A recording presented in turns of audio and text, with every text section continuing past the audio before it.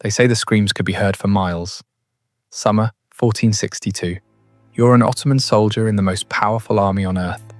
You've conquered Constantinople. You've toppled empires. You're marching into a tiny principality called Wallachia to crush a rebel prince. It should take weeks, maybe days. Then you smell it. Death, rot, something else you can't quite name. Your column slows, the scouts have stopped moving, and as you round the hill near the capital city, you see it, a forest.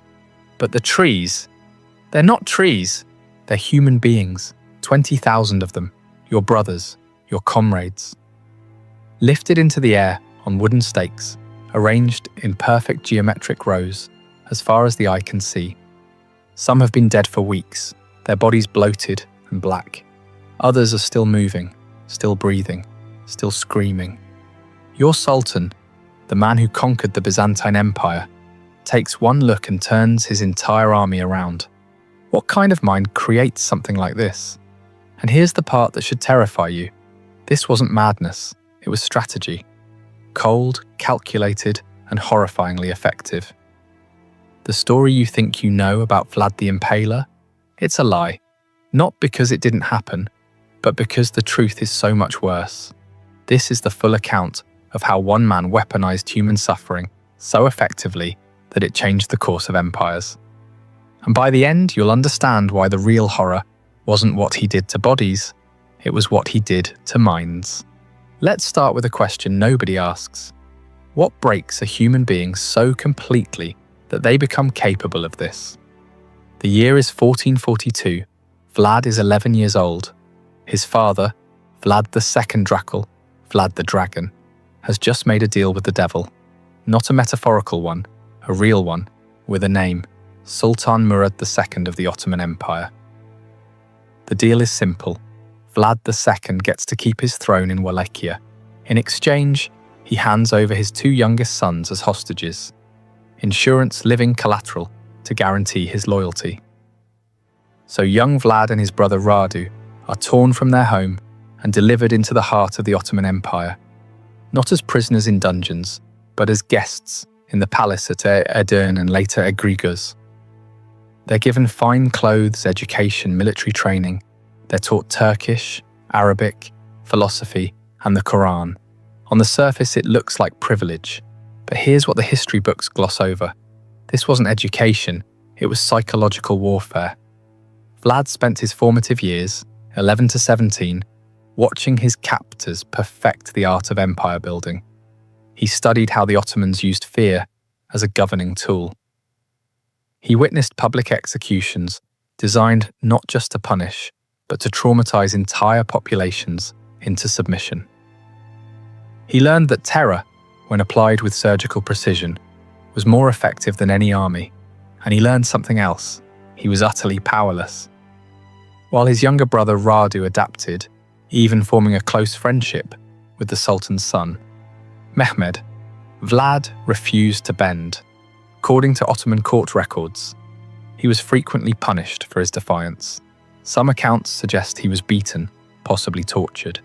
The exact details are lost to history, but what's certain is this: something fundamental broke inside him during those years.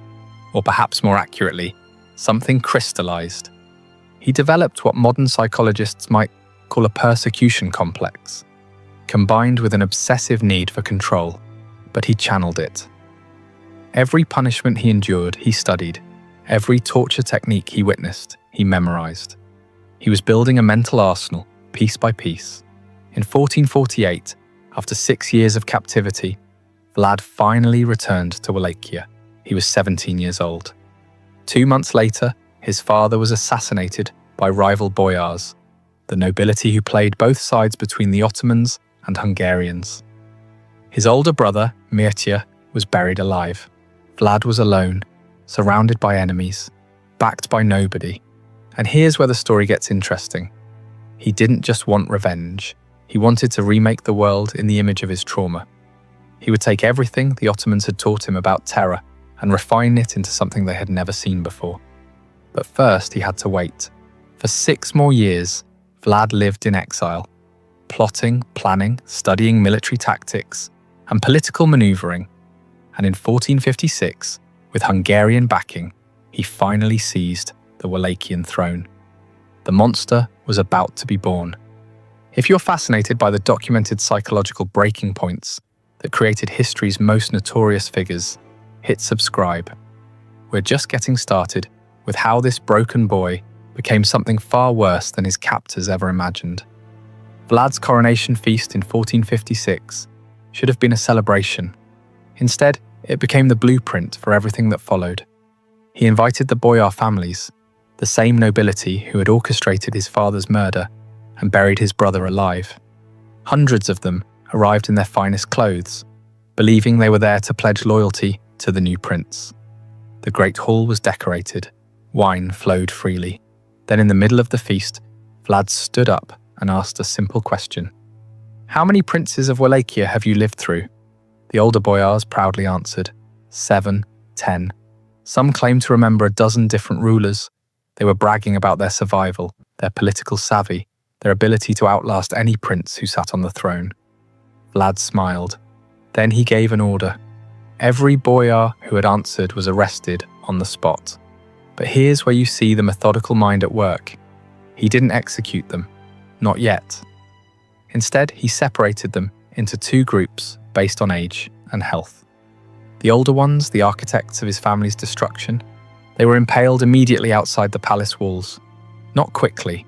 The stakes were carefully inserted to avoid vital organs, ensuring they would die slowly, over hours or days. Their screams provided the soundtrack for what came next.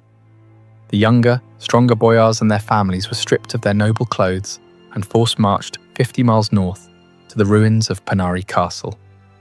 There, they were given a choice that wasn't really a choice: rebuild the fortress with their bare hands or die. For months, they hauled stones up the mountainside. They worked until their hands bled, until their fine clothes rotted off their bodies, until they collapsed from exhaustion. Most died during the construction. The survivors? They were never the same. Vlad had effectively erased the old nobility and replaced them with a new class who owed everything to him and lived in absolute terror of his displeasure. This wasn't just revenge. It was a systematic dismantling of the power structure that had made Wallachia weak. And it revealed something crucial about Vlad's psychology. He didn't just want obedience. He wanted to break people so completely that obedience became their only possible response. But this was still domestic politics. The boyars were Wallachian. What Vlad did next would send shockwaves across empires. In 1459, Sultan Mehmed II, yes, the same Mehmed, who had been Vlad's childhood companion, sent envoys to Wallachia, demanding the annual tribute that Vlad's father had agreed to pay. The demand came with an additional insult. Vlad was to present himself personally in Constantinople to renew his oath of vassalage. The envoys arrived expecting the usual political theatre. Perhaps some negotiation, maybe a counteroffer. What they got was a preview of hell. When they entered Vlad's court and refused to remove their turbans, a genuine religious custom in Ottoman protocol, Vlad asked them to explain their tradition. They did, probably relieved that he seemed interested in understanding rather than offended. Vlad nodded thoughtfully. Then he said something that must have frozen their blood. "I respect a man who honors his faith so completely. Let me help you honor it forever." He ordered his guards to nail the turbans directly to their skulls. Think about the precision of that cruelty. He didn't kill them. He mutilated them in a way that was both symbolically loaded and medically calculated to ensure they'd survive the journey back to Constantinople. They were walking messages, their screams echoing across the countryside as they fled back to the Sultan. When Mehmed received his envoys, these men he'd sent in good faith, now permanently disfigured and driven half-mad by pain, he understood immediately. This wasn't the childhood friend he remembered. This was something new, something that had taken the Ottoman lessons in terror and evolved them into something even the Ottomans hadn't imagined. War was now inevitable.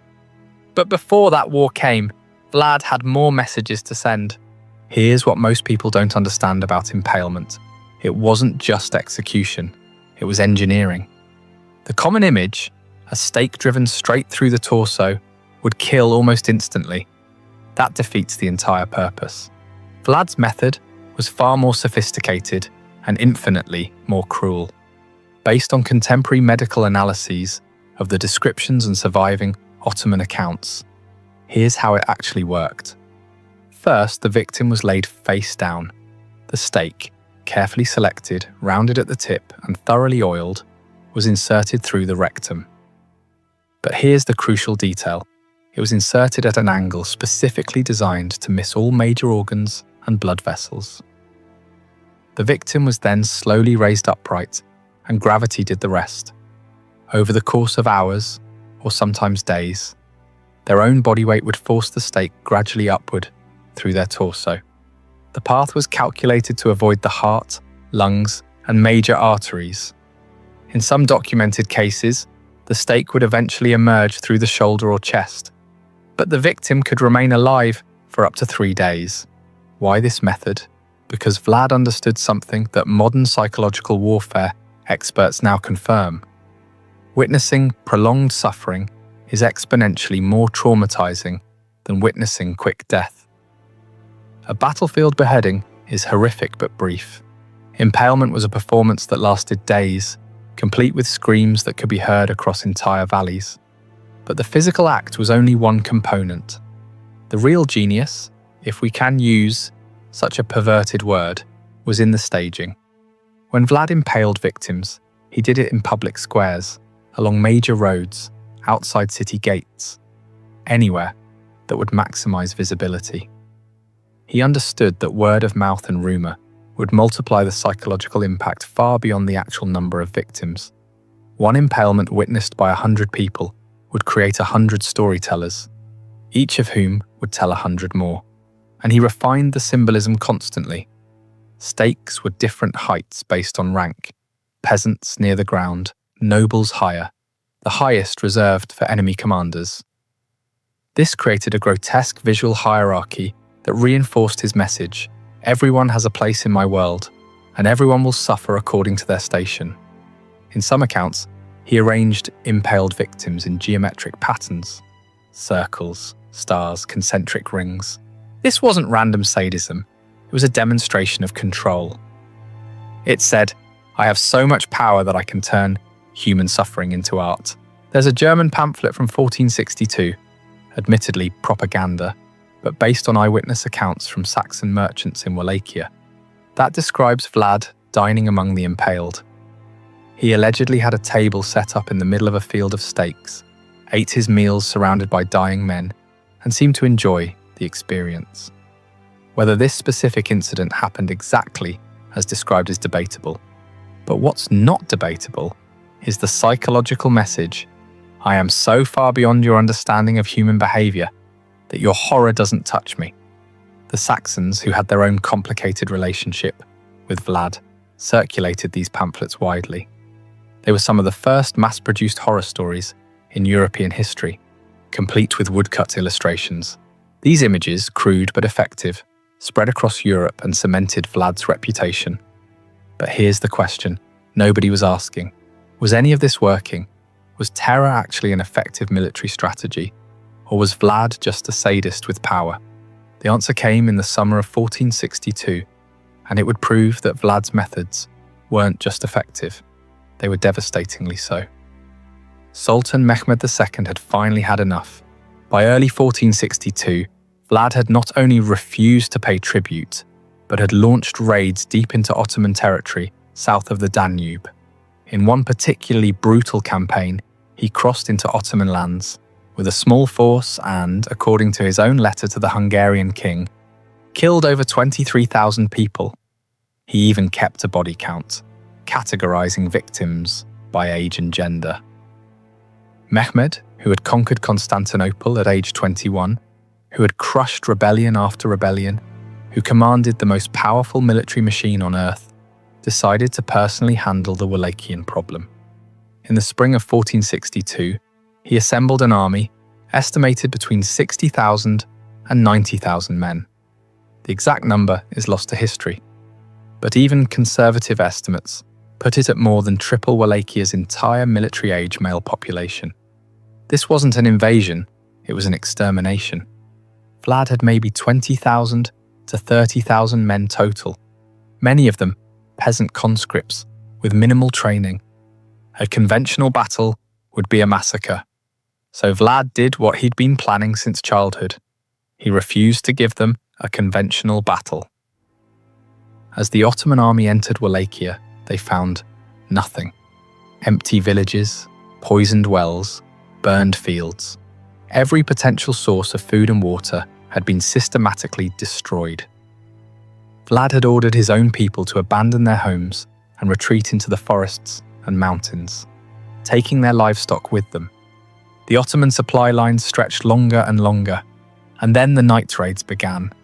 These weren't typical skirmishes. Vlad had trained specialized units in guerrilla warfare. Small groups of men, maybe 50 to 100, would strike Ottoman camps in the dead of night, killing sentries, setting fires, and disappearing before any organized response could form. They targeted supply wagons, pack animals, ammunition stores. The goal wasn't to defeat the army, it was to make them paranoid, exhausted, and demoralized. But the masterpiece came on the night of June 17th, 1462. Vlad had learned from captured Ottoman soldiers that Sultan Mehmed himself was camped near Targovishte with his personal guard, the elite Janissaries. This was an opportunity that would never come again. Vlad personally led a force of about 10,000 men in what became known as the night attack. Under cover of darkness, they infiltrated the massive Ottoman camp with one objective: kill the Sultan. Contemporary accounts describe absolute chaos. The Wallachians were dressed in captured Ottoman uniforms and knew enough Turkish to cause confusion. They set fire to tents, stampeded horses, and specifically targeted the section of camp where the Sultan's pavilion stood. They came within yards of Mehmed himself. Some historians believe Vlad and the Sultan were briefly in visual contact across the burning camp, but the Janissaries held, forming a defensive circle around their leader. After hours of close-quarters combat, Vlad realized he couldn't break through. He ordered a retreat, and his men vanished back into the night as suddenly as they'd appeared. The Ottoman casualties were relatively light, maybe 2,000 killed, though Ottoman sources downplay the numbers. But the psychological damage was catastrophic. The Sultan of the Ottoman Empire, in the middle of his own army, had nearly been killed by a vastly outnumbered enemy who struck from nowhere and disappeared like ghosts. Mehmed's commanders were rattled, his soldiers were exhausted, and they were still weeks away from Constantinople, marching through a dead landscape where every shadow might hide an enemy. Then they reached the capital, and they saw what Vlad had been preparing for them. No written description can fully capture what Mehmed's army encountered on the approach to Targovishte in late June 1462. But we can try. Imagine you're an Ottoman soldier. You've been marching for weeks through scorched earth. You're hungry, exhausted, and jumpy from constant night raids. You haven't seen the enemy in days. They've just vanished. That should be a good sign. It feels like a trap. As you approach the Wallachian capital, the smell hits first. If you've ever smelled a dead animal rotting in summer heat, multiply that by thousands, then add the sweet, sick-making odor of decomposing human flesh. It's so thick you can taste it. Then you see the stakes, the first one, then 10, then 100. Then you realize there is no end. They stretch to the horizon in every direction. Contemporary accounts say the field of impaled bodies extended for nearly 2 miles in length and over half a mile in width. Modern historians debate the exact number.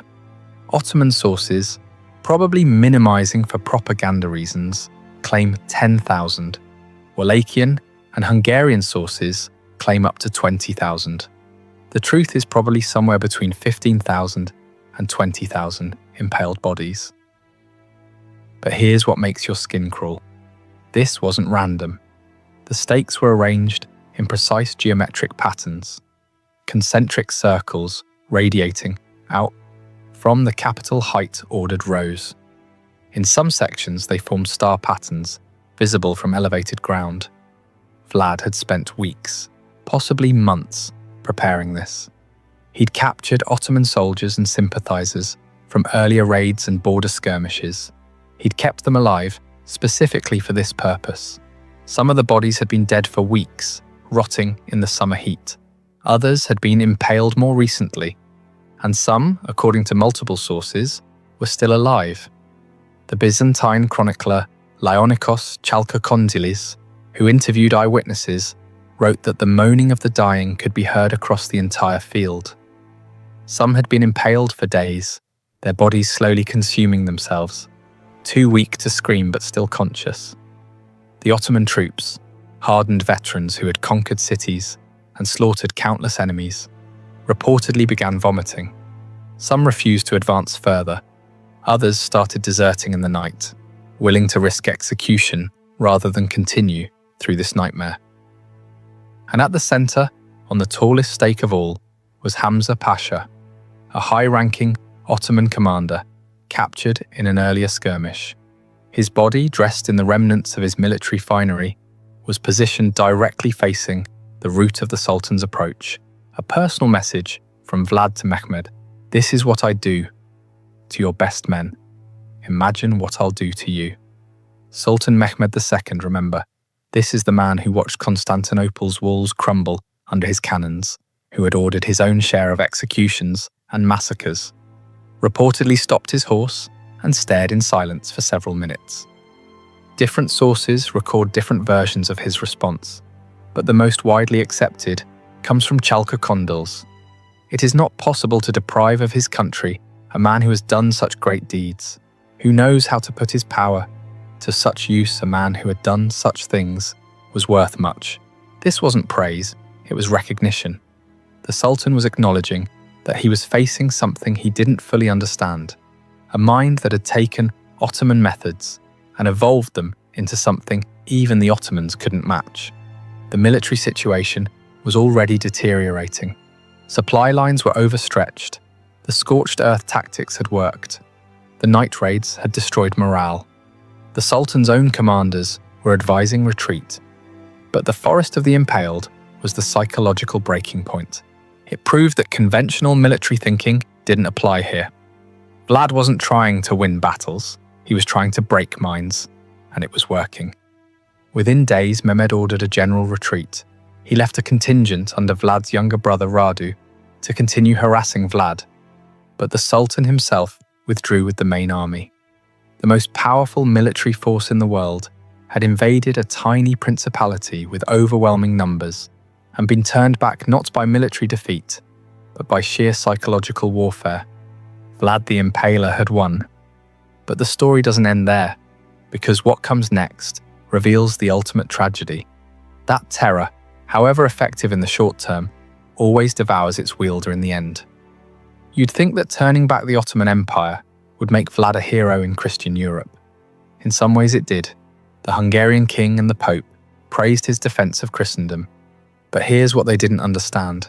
Vlad couldn't turn it off. The methods that defeated the Ottomans didn't stop with the Ottomans. He used them on everyone. By late 1462, Vlad was impaling Wallachian merchants for price gouging. He was impaling boyars suspected of disloyalty based on rumours. He was impaling entire villages for minor infractions. The tool he'd forged to defeat a superior enemy had become his only tool for everything. His political position deteriorated rapidly. His brother Radu, backed by Ottoman gold and soldiers, positioned himself as the sane alternative. Hungarian support evaporated as Vlad's increasingly erratic behaviour alienated his allies. By November 1462, just months after his greatest triumph, Vlad was forced to flee into Hungarian territory. And here's the bitter irony. He was imprisoned by his supposed ally, King Marius Corvinus of Hungary, on charges that remain murky to this day. Some sources say Matthias fabricated letters to make Vlad look like he was negotiating with the Ottomans. Others suggest Vlad had become such a liability that even his Christian allies wanted him gone. He spent 12 years in Hungarian captivity, not the brutal imprisonment of his Ottoman youth, but house arrest in comfortable quarters. He He even married a Hungarian noblewoman and had children. By all accounts, he was a model prisoner, but in 1476, opportunity returned. Wallachia had devolved into chaos under a series of weak rulers. Moldavia's prince, Stephen the Great, helped orchestrate Vlad's return to the throne, backed by Hungarian and Moldavian troops. Vlad reclaimed his throne in November 1476. He had maybe 2 months to rule. In December 1476 or January 1477, the exact date is lost, Vlad was killed in battle against an Ottoman force near Bucharest. The circumstances are murky. Some sources say he was killed by his own men, either through treachery or because they mistook him for an enemy in the chaos. Others say he was overwhelmed by Ottoman soldiers. What's certain is the aftermath. His head was cut off, preserved in honey, and sent to Sultan Mehmed in Constantinople as proof of death. After everything, the terror, the impalement, the psychological warfare, Vlad ended up as a trophy, displayed for mockery in the capital of the very empire he'd fought his entire life. His body was allegedly buried at Snagov Monastery on an island in Romania. Excavations in the 1930s found a tomb, but it was empty. To this day, no one knows where Vlad's actual remains are. So what do we do with this story? In Romania, Vlad is often celebrated as a national hero, a brutal but effective leader who stood against overwhelming odds and preserved independence. There are statues of him. His face appears on tourist merchandise. To the rest of the world, especially after Bram Stoker's 1897 novel, Dracula loosely borrowed his name and history, Vlad became synonymous with vampirism and supernatural evil, which, in a perverse way, lets us off the hook. It's easier to think of him as a monster, something inhuman, than to confront the real horror. Because the real horror is this: everything Vlad did was human, painfully, terrifyingly human. He wasn't born a monster. He was created by a system that taught him that power comes through terror, that survival requires absolute ruthlessness, that empathy is weakness. And he took those lessons and refined them to their logical extreme. The Forest of the Impaled wasn't madness. It was applied psychology. The night attacks weren't random violence. They were precision military strategy. Every impalement, every mutilation, every public display of suffering was a calculated move in a larger game. And here's what should keep you awake at night. It worked. Against impossible odds, using nothing but calculated terror, Vlad turned back an empire. He proved that fear, properly weaponized, could accomplish what armies couldn't. The question isn't whether Vlad was evil. That's obvious. The question is, what does it say about human nature that this method was so effective? And what other calculated horrors are hiding in history's shadows, waiting to teach us lessons we'd rather not learn? If you want to keep uncovering the uncomfortable truths that textbooks bury, subscribe. Because history's darkest chapters aren't just about what happened. They're about understanding why it worked. And that's the knowledge we can't afford to forget.